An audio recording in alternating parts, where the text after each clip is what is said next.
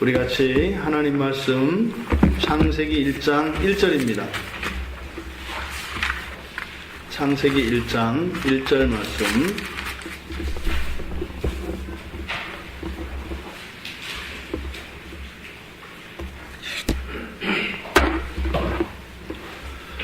우리 같이 한 목소리로 함께 읽겠습니다. 태초에 하나님이 천지를 창조하시니라. 태초에 하나님이 천지를 창조하시니라. 아멘. 12월 달 우리가 저녁마다 이렇게 합심 기도회를 하면서 주제를 정해봤습니다. 그래서 첫째 주차는 사귐을 원하시는 하나님이 우리들 사람과 얼마나 이렇게 교제하시고 사랑 가운데서 사귀기를 원하시는지, 하나님이 우리와의 그 사귐을 원하시는 것, 그것이 무엇인지 성경 안에서 우리가 살펴보기로 하고요. 두 번째 주차에서는 그에 반해서 그런 하나님이 그토록 사귐을 원하시는데 반해서 그것을 거부하는 우리 사람들, 그 다음에 세 번째 주차에는 그러함에도 불구하고 하나님과 우리 사이에 이러한 사람들의 끊임없는 이런 배신과 범죄와 이러한 폐역에도 불구하고 끊임없이 우리를 대면하시기를 원하시는 한결같으신 하나님에 대해서 살펴볼 것입니다. 그에 반해서 또 사람은 다시 직접 하나님과 만나려 하지 않고 하나님과 사람 사이에 무엇인가를 자꾸 세워서 자꾸 하나님은 직접 대면하기를 원하시는데 사람은 하나님과 사람 사이에 무엇인가 중재자를 두어서 오히려 하나님의 마음과는 다르게 자꾸 회방을 받고 있는 그러한 사람의 삶에 대해서 성경의 역사를 통해서 우리가 한번 살펴보기로 하겠습니다. 결국 사귀기를 원하시고 직접 만나기를 원하시는 하나님과 그 하나님의 그러한 마음을 거부하고 자꾸 무엇인가 누군가를 통해서 하나님을 만나려고 하는 이런 사람들의 어쩌면 끝나지 않을 것 같은 철길과 같은 이러한 평행선을 해결하시는 분이 있었으니 바로 그분은 예수 그리스도이셨습니다. 그래서 이 이야기가 예수 그리스도로 끝을 맺도록 그렇게 설교의 흐름을 잡아보았습니다. 그래서 오늘은 첫 번째 주차 첫째 날 해서 창세기 1장 1절 말씀을 통해서 그토록 사람과 사귀기를 원하시는 그 하나님이 어떠한 분이신지 성경에 나타난 것을 우리가 한번 살펴보려고 합니다. 우리가 읽은 것처럼 태초에 하나님이 천지를 창조하시니라 라고 이야기를 하면서 이 성경책의 시작은 하나님의 창조 선언으로 시작됩니다. 근데 여러분들이 꼭 기억하셔야 됩니다. 이 창세기는 사실은 시간적으로 보면 이 창세기를 기록한 모세에게 있어서 가장 먼 사건입니다. 이해되시죠? 모세가 이 창세기를 기록할 때는 사실은 뒤쪽에 있는 신명기가 가장 가깝다 이 말입니다. 그래서 그러니까 이 성경을 기록하는 모세의 입장에서 보면 가장 과거의 이야기가 창세기의 이야기다 이 말입니다. 그런데 우리는 자칫 잘못하면 이것으로부터 시작을 해서 이렇게 따라가려고 한다 이 말이에요. 그러면 이 창세기를 과거로 기록하고 있는 모세의 뜻과 이것을 시작으로 우리가 따라 읽으려고 하는 우리 사이에는 큰 차이가 생깁니다. 그래서 모세가 말하고자 하는 바를 우리가 놓칠 수 있다 이 말입니다. 그래서 창세기 1장 1절이 많이 오해되어지고 제대로 이해되어지지 않는 이유가 바로 거기에 있습니다. 단지 많은 사람들이 이 창세기 1장에서 이야기하는 것이 자꾸 이 창조와 진화에 대한 얘기를 한단 말이에요. 봐라, 성경에 하나님이 창조했다고 하지 않냐? 진화로는 틀리고 창조가 맞다. 이렇게 해서는 이 말씀을 기록한 모세의 원래의 뜻을 잘 모른다 이 말이에요. 사람들에게 하나님이 창조를 하셨다는 것을 가르쳐 주는 게 뭐가 중요할까요? 만약에 진화론을 믿는 사람과 창조를 믿던 사람이 둘이 만났어요.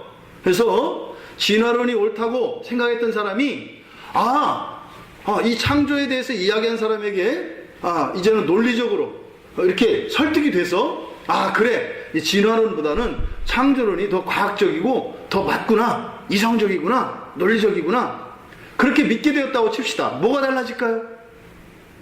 하나도 달라지는 게 없어요. 지금 태초에 하나님이 천지를 창조하셨다라고 하는 이 말씀이 하나님을 모르는 사람들의 마음속에 이렇게 심겨졌을 때 이것이 어떤 일이 일어날까? 그 참뜻을 알아야 그 말씀의 역사가 우리들 가운데 일어납니다. 오늘 우리가 읽는 이 성경이 주어진 목적은 그래서 무엇인가를 아는 것이 중요합니다. 그래서 이 성경을 우리에게 주신 목적이 무엇이에요? 구원입니다. 구원. 가장 중요한 것은 구원이에요. 구원. 그러니까 이 성경은 구원의 계시예요. 그러니까 지금 여기에서 얘기하는 하나님의 창조 선언 자체도 바로 이 말을 하는, 이렇게 하나님이 태초에 천지를 창조하셨다는 말씀으로 시작되어지는 그 마음의 근본적인 목적이 뭐예요? 이 말씀을 통해서 하나님이 선택한 백성들을 구원의 길로 인도하려고 하는 그 시작을 여는 말씀이다 이 말이에요. 옛날에 하나님이 천지를 창조했대, 이게 중요한 게 아니다 이 말이에요. 그건 우리가 인정을 하든 인정하지 않든 하나님이 창조하신 건 창조하신 것이에요. 굳이 하나님이 하신 일을 사람들이 꼭 믿어줘야 될까요? 그럴 필요 없어요.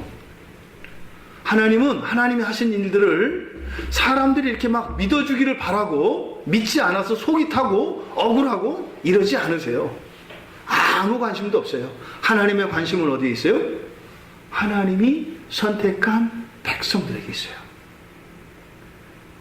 모든 사람들이 하나님이 하신 일들을 믿고 인정하는 게 아니라 하나님의 관심은 지금 죽어있는 그 영혼들을 살리고 잠들어 있는 영혼들을 깨우는 데 있다 이 말입니다.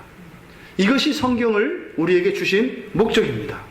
그래서 이 성경책의 내용을 살펴보면 하나님과 사람 사이에 있었던 일들에 대한 이야기예요. 하나님하고 사람하고 도대체 무슨 관계가 있고, 어떤 일들이 있었고, 어떤 오해가 있었고, 어떤 은혜가 있었으며 그때 반응은 어떠했는가 하는 이야기들로 가득 차 있습니다. 선지자들을 통해서 주시는 하나님의 말씀 그거예요. 너희들 하나님 오해했다. 너희들 하나님의 뜻을 엉뚱하게 알고 있다. 아니다.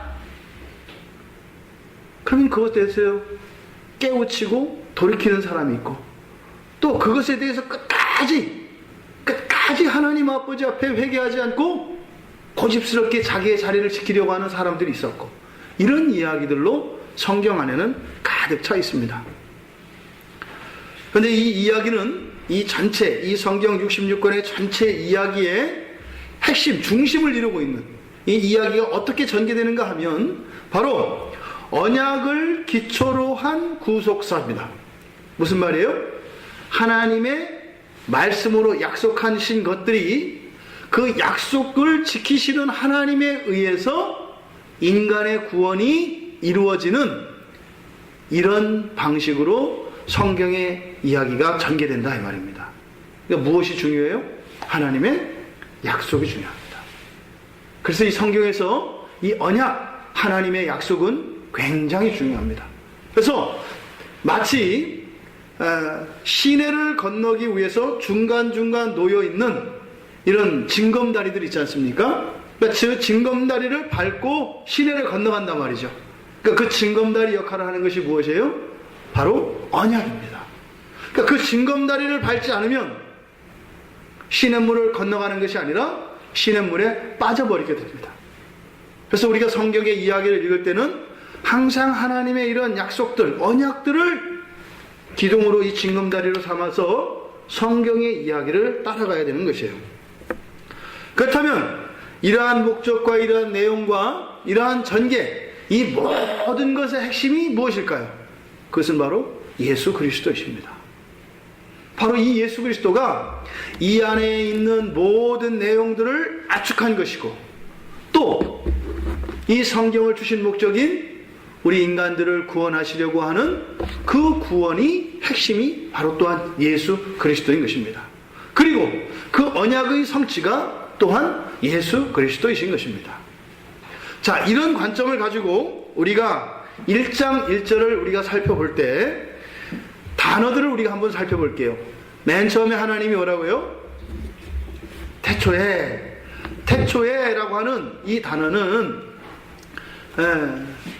처음에, 태초에 이 의미가 다른 거예요. 처음에는 첫 번째, 두 번째, 세 번째 하는 처음에 이런 뜻이고, 태초에라고 하는 것은 근원을 말하는 거예요.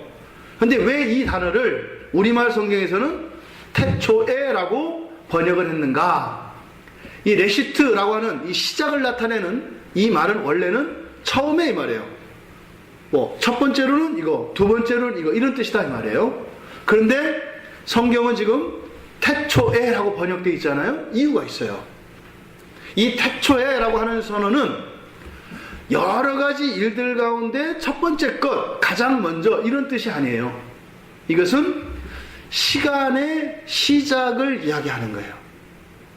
근원, 없다가 생겨진 그 시작을 말한다 이 말이에요. 그래서 영원과 구별되어지는 시간의 시작을 의미하는 게 이 태초에라고 하는 단어입니다.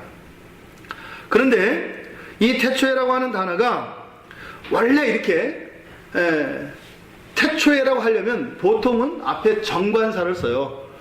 그러니까 그라는 말을 쓴단 말이에요. 그 태초에 이렇게. 근데 지금 여기에는 정관사가 쓰이지 않았기 때문에, 이것 때문에 사람들 사이에서는 여러 가지 의견이 분분해요. 왜 분분할까요? 만약에 처음에 한다면 창조가 창세기 1장 1절에서 시작된 것이 아니라 그 이전에 있었다 이 말이에요. 그리고 성경에 기록되어진 이 창조, 그 다음 2절에서부터 30절까지 나오는 이 창조의 내용들은 처음 하나님이 창조하신 것이 아니라 그 이전에도 어떤 창조 행위가 있었고, 단지 이 세상에 빛을 만드시고 또 하늘과 땅을 만드시고 궁창을 만드시고 해와 달과 동물과 식물과 사람을 만드신 요 창조의 시작만을 얘기한다라고 해석을 하게 돼요. 만약에 처음에라고 번역을 하면, 그렇게 되면 아주 혼란스러운 일이 생겨집니다. 근데 왜 자꾸 이런 일들이 생기는가 하면 1절과 2절 사이 때문에 그래요. 2절을 한번 보실까요? 2절에 보시면 땅이 혼돈하고 공허하며, 자, 금방 뭐라고 그랬어요? 태초에 하나님이, 이때 천지는 하늘과 땅이에요. 하늘과 땅을 창조하시니라. 여러분들도 잘 아시는 바와 같이 창조하신다라고 하는 것은 무에서의 창조를 의미하는 거예요. 그런데 2절에서 뭐라고 해요? 땅이 혼돈하고 공허하며 이렇게 돼 있어요. 그러면 하나님이 창조하신 땅이 혼돈하고 공허할까요? 그럼 안 되죠. 완전한 창조가 아니잖아요. 그렇게 되면 하나님의 창조가 결함이 있었다 이런 뜻이 되죠. 그럼 반대로, 아하, 하나님이 천지를 창조하시기 전에 바로 땅이 있었구나, 공허하고 혼돈한 어떤 물질이 있었구나, 이렇게 두 가지로 해석이 되는, 이거는 아직 끝나지 않은 의문입니다. 여전히 이것은 논쟁이 되고 있는 부분이에요. 그러니까 혼돈의 물질, 하나님이 1장 1절에서 이야기하는 하늘과 땅을 창조하셨다 할 때 창조 이전에 혼돈의 물질이 있었다는 것에 대해서는 누구도 부인을 할 수가 없어요. 근데 그것이 무엇인지에 대해서는 성경은 말하고 있지 않기 때문에 모른다라고 이야기할 뿐입니다.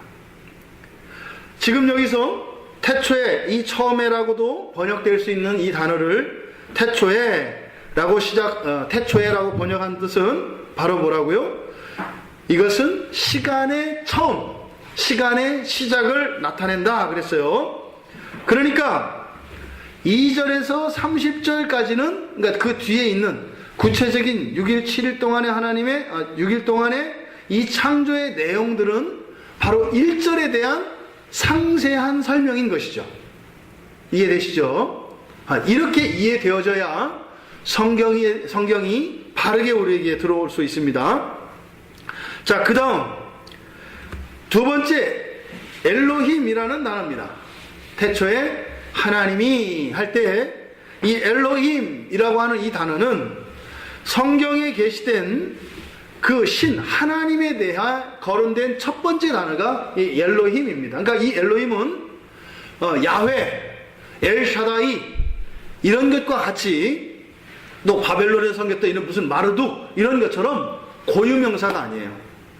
뭐 컵, 뭐 김찬재, 책 이런 고유명사가 아니라 사람, 동물, 식물 이런 보통명사예요. 이 엘로힘이라고 하는 말은.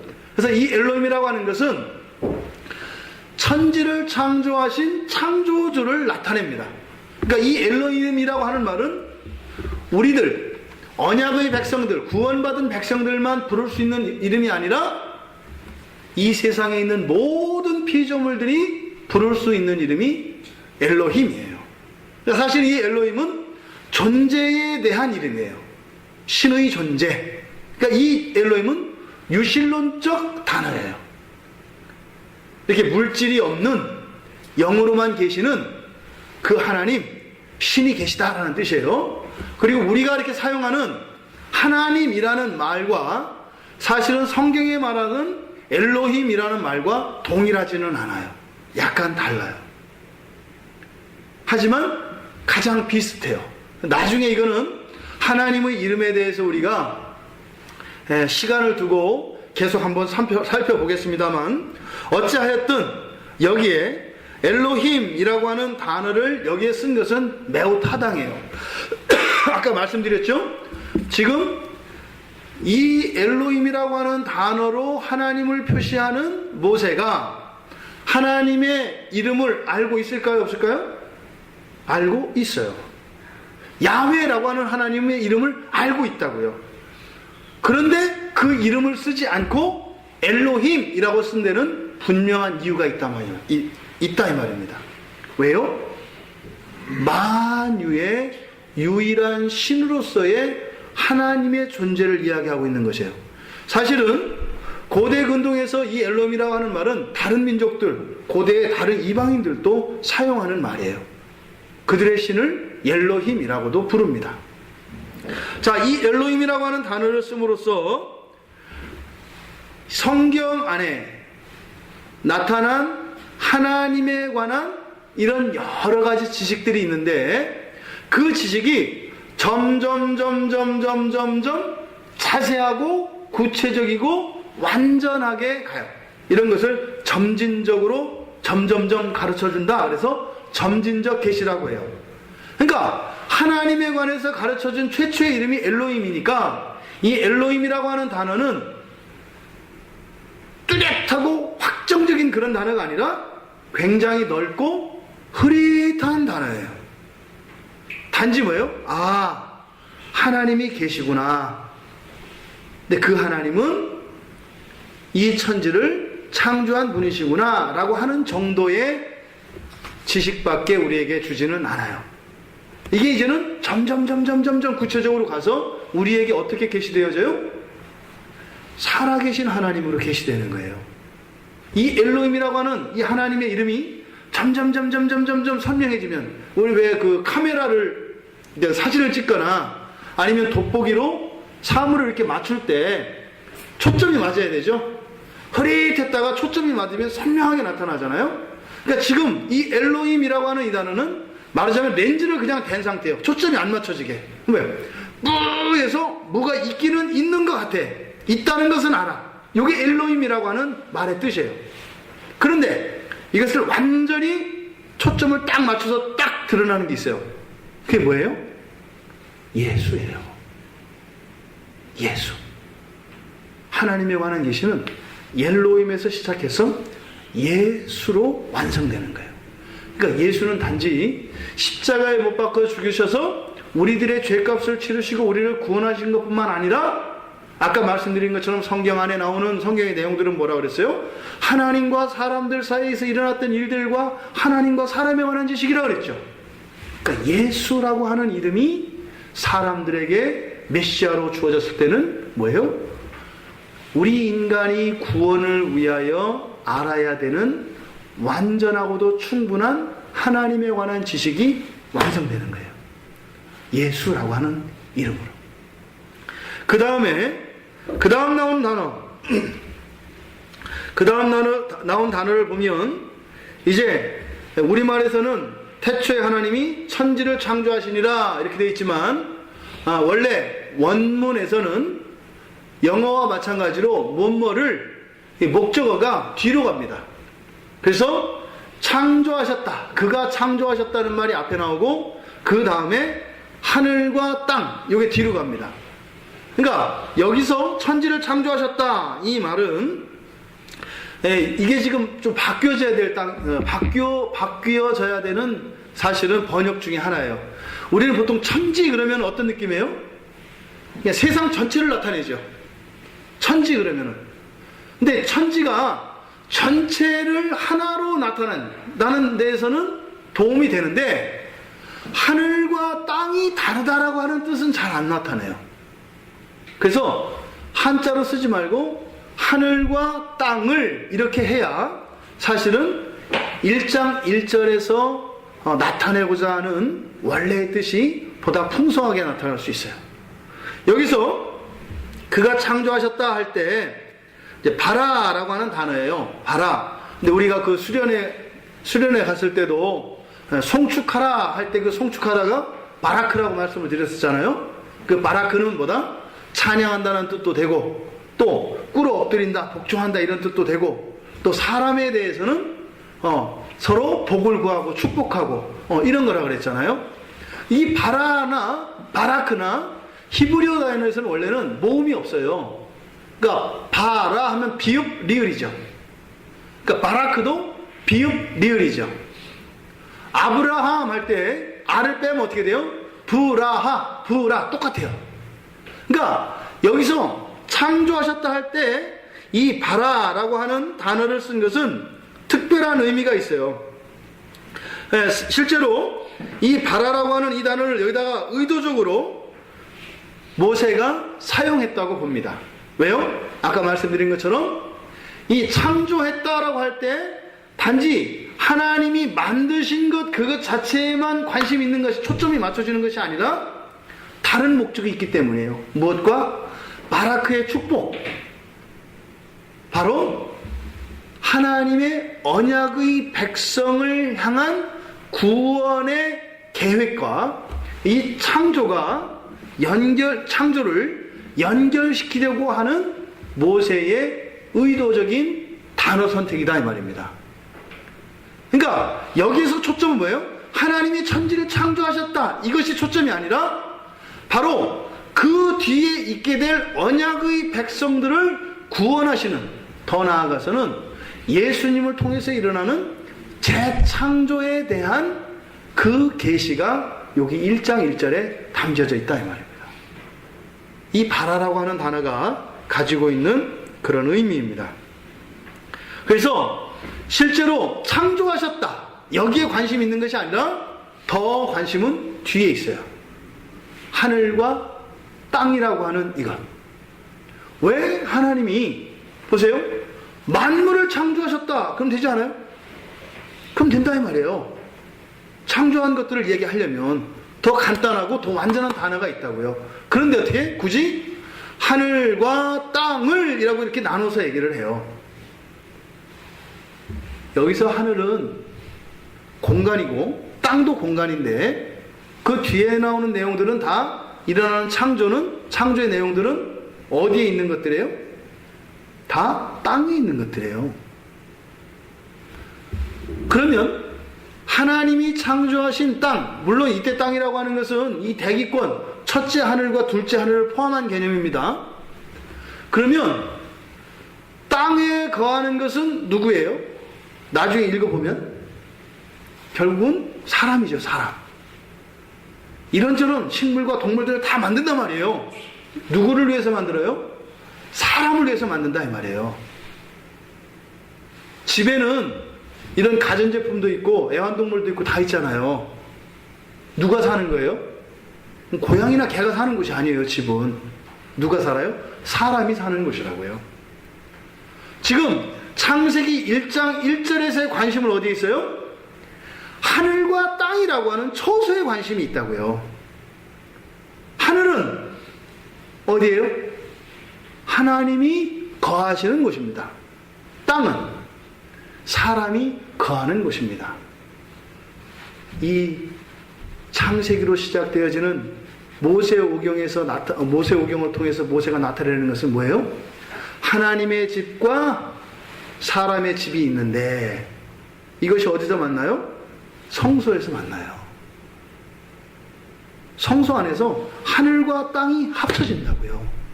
하나님 거하시는 곳이 사람 거하는 곳이 되고 사람 거하는 곳에 하나님이 거하시게 된다고요. 말도 안 되는 일이죠. 천지를 창조하신 창조주가 사람과 함께 거하시며 사귀기를 원하신다라는 내용이 1장 1절에 기록되어 있는 것입니다. 하나님의 초소와 사람의 초소가 있습니다. 근데 하나님은 이 두 초소가 하나로 합하여지기를 원하세요. 에베소서 2장 22절에 한번 찾아보실래요?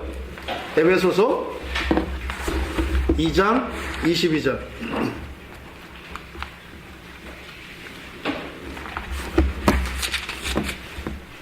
먼저 찾으신 분이 읽어주시기 바랍니다. 에베소서 2장 22절. 너희도 성령 안에서 하나님 앞에 주소가 되기 위하여 그리스도 예수 안에서 함께 지어져 가느니라. 예, 그리스도 예수 안에서 함께 지어져 간대요. 왜요? 초소가 되기 위하여. 요한복음에서도 끊임없이 반복되어지는 주제가 뭐예요? 너희가 내 안에, 내가 너희 안에, 내가 아버지 안에, 아버지가 너희 안에 거하는 것에 대해서 요한 사도의 관심이 머물러 있어요. 굉장히. 지금 사도 바울도 2장 22절에서 바로 어떻게 해요? 너희 신자들이 하나님이 거하실 초소가 되기 위하여 그리스도 안에서 지어져 간다고 해요. 창세기 1장 1절에서 이야기하는 하늘과 땅, 하나님이 거하시는 초소와 사람이 거하는 초소가 어디에서요? 우리들 성도 안에서 지어져 간다고 이야기를 하죠. 하나 더 찾아볼게요. 요한복음 14장. 요한복음 14장 2절 말씀.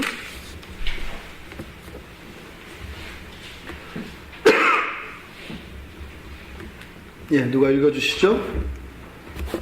내 아버지 집에 거할 곳이 많도다. 그렇지 않으면 너희에게 일렀으리라. 내가 너희를 위하여 거처를 예비하러 가노니. 아멘. 예수님께서 하늘로 가시는 이유가 뭐래요? 우리가 거할 처소를 마련하기 위하여 가신대요. 예수님이 재림하시기 전까지는 창세기 1장 1절에서 이야기했던 하나님이 거하시는 처소인 하늘과 사람이 거하는 이 처소가 이때 당시에는 죄가 없었기 때문에 동산에서 하나님과 함께 거니시는 이야기들이 나오잖아요. 근데 죄로 인해서 쫓겨났다, 갈리지요. 완전히 이 처소가 나뉜다 이 말입니다. 구원을 통해서, 성령을 통해서 우리가 이제는 하나의 처소로 지어지고, 또한 우리가 하나님 나라에 하나님이 거하시는 그 처소로 가게 된다고 이야기해요. 천국은 무엇일까요? 하나님과 조금도 막힘이 없는 사귐이 가능한 장소, 가능한 상태를 의미합니다. 여러분들이 이 세상을 살아가며 여러 가지 꿈과 계획들을 가지고 있습니다. 그리고 이 세상을 사는 동안 우리가 반드시 해야 될 일이 있습니다. 무엇이겠어요? 바로 이 처소로 지어져 가는 것이에요. 또한 우리가 어디로요? 하나님의 처소를 향하여 나가는 거예요. 안으로는 우리 안에 하나님이 거하실 처소가 되게 하고, 밖으로는 우리가 저 영원한 하나님 나라로 가는 거예요. 예수님께서 마련하신 그 하늘나라에 우리의 처소를 향해서 가는 것이에요. 왜요? 왜요? 거기는 금은 보화가 가득 차 있고, 기와 요초가 만발해서 아름다운 곳이고, 늙음도 없고 병도 없고 미움도 없으니까 살기 좋아서 가나요? 그것이 아니에요. 그런 것들은 다 부수적인 것이에요. 핵심은 하나님과의 사귐입니다. 성경이 지금 1장 1절에서 가르쳐주는 가장 중요한 내용은 바로 사귐을 이야기합니다. 하나님은 예수 그리스도를 이 땅에 보내주셔서 우리를 구원하신 목적, 그것은 바로 하나님과 사귀기를 원하시는 것이에요. 도대체 우리가 무엇인지 우리도 모르는데 하나님은 그토록 우리와 사귀기를 원하십니다. 현재 우리가 여러 가지 불완전한 것으로 인해서 하나님 앞에 정말 모두 다 완전히 인정받을 수 있는 사람들은 아니지만, 하나님이 우리와 사귀기를 원하신다고 하는 이것이 창세기 1장 1절의 선언이고, 예수 그리스도를 통하여 또한 성령께서 우리의 마음에 거하시며 이 일들이 이루어질 수 있도록 되었다고 성경은 우리에게 말합니다. 여러분들, 하루 24시간 하나님과 사귐이 날마다 풍부해지시고 더 깊어지시기를 바랍니다. 그렇지 않다면 더 중요한 것은 잃어버리고 너무나 사소한 것들을 얻으려고 살아가는 그런 어리석은 인생을 살아가는 것임을 기억하시기 바랍니다. 가장 부유로운 사람이 누구일까요?